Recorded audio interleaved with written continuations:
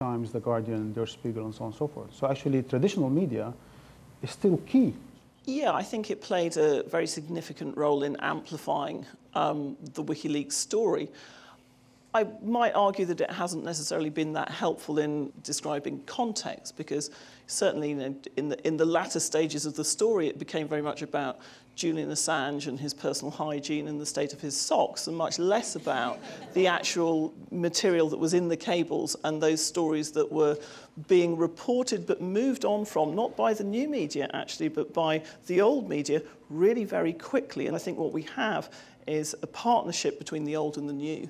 And I think we have more truth and, if you like, a kind of a clearer and more sort of disseminated version of that than we have before. I don't disagree with what you're saying. I believe in the web. I believe in these instruments. What I'm also concerned about, though, is that we take the best of the standards of old media. And some of that is necessary to vet and shape information in the new formats as well. But it also means that anybody in this room or anywhere else can start and give millions of people access to false information. Before we get to the content and context, actually, Amy, the actual medium is under attack. Such websites now are considered enemy territory, and the people who run them as terrorists. Is this a freedom of expression, or is this cybersecurity, or is this national security that we're talking about? I mean, it's very frightening to hear people like the Vice President of the United States talk about WikiLeaks as perhaps a terrorist organization. I mean, WikiLeaks has profoundly changed the way we get information.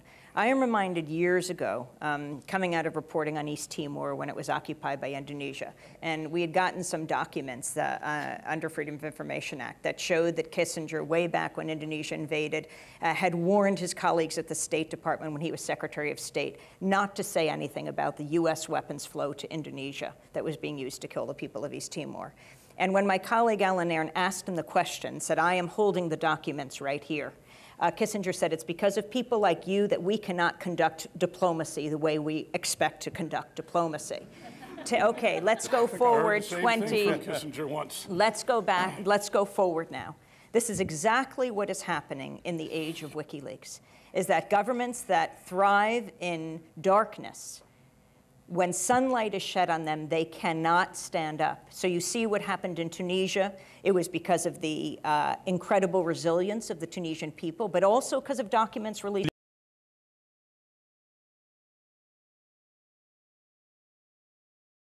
Revolutionary then? Well, you know, if you use the word revolutionary, it's always subject to critiques on both sides. You know, we are all inspired by Egypt's revolution. Yeah, so no, now exactly. Everything is a revolution.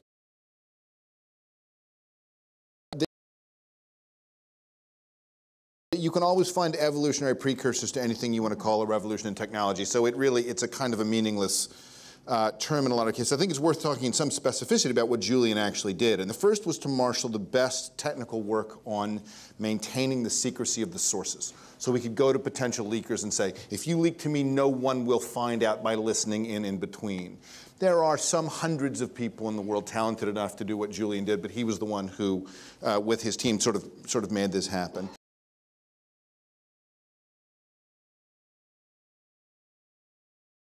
Storage against technical attack, but distributed storage against legal attack. There is no one nation state whose laws or the reach of their police force can shut down WikiLeaks. So it is the first transnational organization, and we saw that play out when we tried extra legal attempts to shut them down. The big innovation in WikiLeaks is not the technical innovation around secrecy of leakers, but the distribution of the site of the leaks so that you can't use any set of national rules to shut it down. Right? Anyone leaking any document today, and I think from now on, will choose not to leak it to the national press of the country the secrets are about, because you would much rather go to a source that your own country can't reach, rather than doing it, as happened with the Pentagon Papers, entirely within one nation. But you have any, I guess international regulations are also possible. I'm sure governments will have an interest in that. Well, I think in some sense WikiLeaks was lucky because it got itself a nice enemy, the government of the United States, which is constrained in many respects by the rule of law. Had they pulled the same trick on the Kremlin, it would not be about the rule of law that we'd be talking about. We'd be talking about attempts to shut down WikiLeaks by physical force, and poisoning and what else, right? We know that their toolkit is much broader than just international law.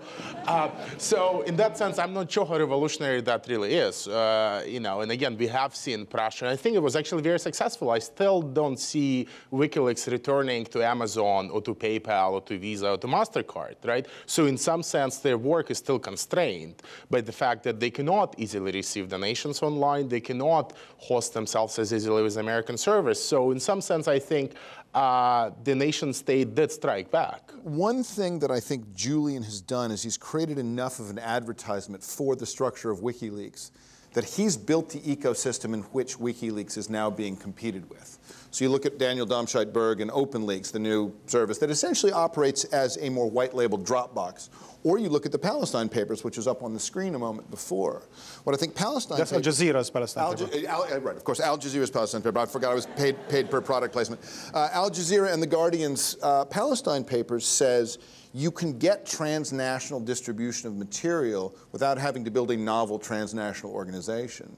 And the threat of, to governments that want to keep secrets, to Amy's point, the threat of transnational networks that are built out of existing news organizations is actually considerably harder to constrain, not against poisoning, obviously, if somebody wants to go there, but there's not nearly as much of a single titular head of the Palestine Papers operation as there was of anything WikiLeaks has ever done. So the pattern is already becoming more general. Amy, is the genie out of the bottle, you think? Oh, what has happened now is beyond extraordinary and beyond significant. And we see the effects when this information gets out. I mean, we are seeing a rolling revolution, rebellion in the Middle East. And I think there is a direct relationship. Now, I do think that people make revolutions, not technology, but technology facilitates it. When Egypt shut down the internet, still, people worked out a way around it. Even when they couldn't communicate with each other digitally, there was their experience where they came out on the streets the old-fashioned way.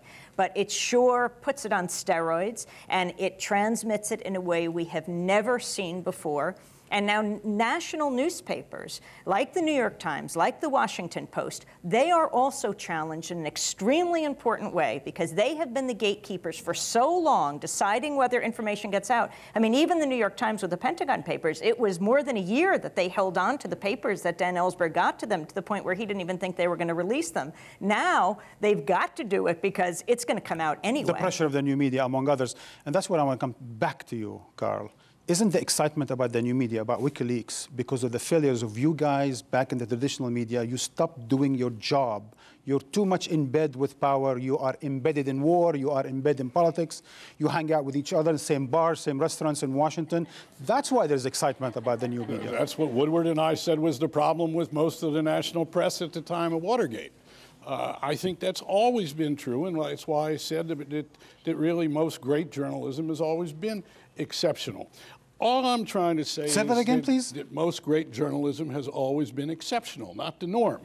But I think maybe we're just playing with some words here, but I would look at WikiLeaks as evolutionary, not revolutionary. I think the point that you're making about the idea that it is supranational boundaries is the important one to make. We've had, for instance, before